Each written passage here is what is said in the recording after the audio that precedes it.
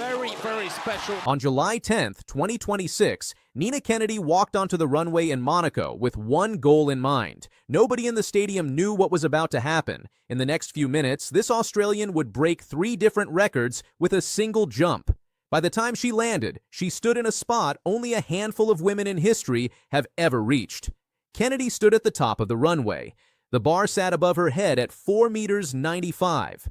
That height had never been cleared by more than a handful of women on Earth. She gripped her pole. She took a breath. Then she ran. Her steps built speed down the track. Her body flew up and over the bar. She landed on the mat and threw her arms in the air. The Monaco crowd exploded. She had done it. First attempt. Clean. No contact with the bar at all. Here is why that height matters so much. Pole vault is one of the hardest events in the sport. Athletes sprint at full speed, jam a long pole into a box on the ground, and use the bend of the pole to launch themselves upside down over a bar high above their heads. One small mistake in timing and the whole jump falls apart. Getting close to 5 meters means getting almost everything perfect at once. That single jump changed her career forever. Let's break down exactly what she achieved. The first record was her own personal best. Her previous best jump was 4 meters 91, set in 2023. Now she had added 4 centimeters to her own body of work. The second record was the Australian national record. Kennedy had already owned that record. This was the 5th time in her career she raised her own bar. Nobody in Australian history has ever jumped higher. The third record was even bigger. It was the Oceania area record. That mark belonged to New Zealand's Eliza McCartney, who set it in 2018 at 4 meters 94 and held it for 8 years. Kennedy didn't just match it, she broke it by a full centimeter. And there was more. Her jump was the best in the world for 2026. She also moved to joint 5th on the all-time list, tying American Katie Moon's personal best. One official report called it the highest clearance by any woman anywhere in the world since 2021. Think about that. 5 straight years of the best vaulters on the planet, and nobody got higher until Nina Kennedy showed up in Monaco. The all-time world record still belongs to Russia's Yelena Isinbayeva, who cleared 5 meters 6 centimeters back in 2009. That mark has stood since then. Kennedy is now just 11 centimeters away from history. 11 centimeters might not sound like much, but in pole vault, it might as well be a mountain. At this level, gaining even 1 centimeter can take an entire year of training. But to understand how big this moment really is, you have to go back to where Kennedy was standing in early 2025. And it was not on a runway. It was recovering from surgery. To really appreciate this comeback, you need to know who Nina Kennedy is. In 2023, she shared the World Championship gold medal with America's Katie Moon after both women cleared the exact same height in Budapest. In 2024, she went even further. At the Paris Olympics, Kennedy won gold with a jump of 4 meters 90 centimeters, becoming one of Australia's biggest track and field stars. She was on top of the world. Kennedy's story before this jump was full of pain. In September 2024, she won her 8th straight Diamond League pole vault title in Brussels. She looked unstoppable. Then everything fell apart. At the start of 2025, she tore her left hamstring. Not once, 3 times in 6 weeks. Doctors gave her 2 options: rest for 3 months and hope it healed on its own, or have surgery and rebuild from scratch, which would also take 3 months. She chose surgery.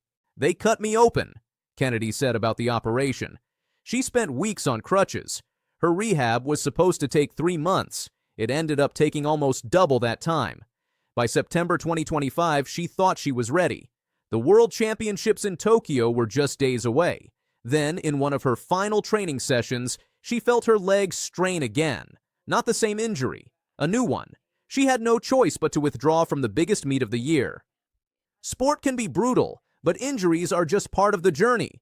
And that's okay," she said at the time. It would have been easy to give up. She didn't. 2026 became her comeback year. She opened the season by winning the Maury Plant meet in March. Then she took the Australian national title in April. In May 2026, she returned to the Diamond League circuit for the first time since Brussels in September 2024 at a meet in Rabat, Morocco. She won that too, clearing 4 meters 80 centimeters. 3 competitions, 3 wins, but nobody expected what came next in Monaco. At the Hercules meeting on July 10, 2026, Kennedy said before competing that she felt like she was in the best shape of her life. She backed that up immediately. She won the event outright at 4 meters 82 centimeters. She then missed once at 4 meters 87. Most vaulters would have tried that same height again after a miss. Kennedy did the opposite. She skipped it completely and asked for the bar to go straight to a number she had never touched in her life, 4 meters 95. It was a massive risk. If she missed all 3 attempts, her competition would have ended right there. She trusted herself completely. That is the moment that changed everything. She cleared it first try. I know that I am in really good shape and pole vault is so technical, and I just had to put everything all together, Kennedy said after the jump. Monaco is the place to do it. I always jump well here. It's a good runway, an amazing crowd, and I am just really happy with how I jumped. Monaco has always been kind to Kennedy. She won here in 2024 in the lead-up to the Paris Olympics. When she says it is her favorite Diamond League stop, the results back her up. She wasn't done talking either. She has her sights set even higher. I genuinely believe that I can jump 5 meters, and I know if everything aligns I can do it, she said. Only 4 women in history have ever cleared 5 meters. If Kennedy gets there, she would join one of the most exclusive clubs in track and field. Monaco wasn't just about Kennedy either. It was a night packed with history across the entire stadium. Armand Duplantis, competing as a Monaco resident for the first time, cleared 6 meters 7 centimeters to set a new meeting record in the men's pole vault. He then took 3 more attempts at 6 meters 15 centimeters, chasing a world lead, but couldn't get over the bar.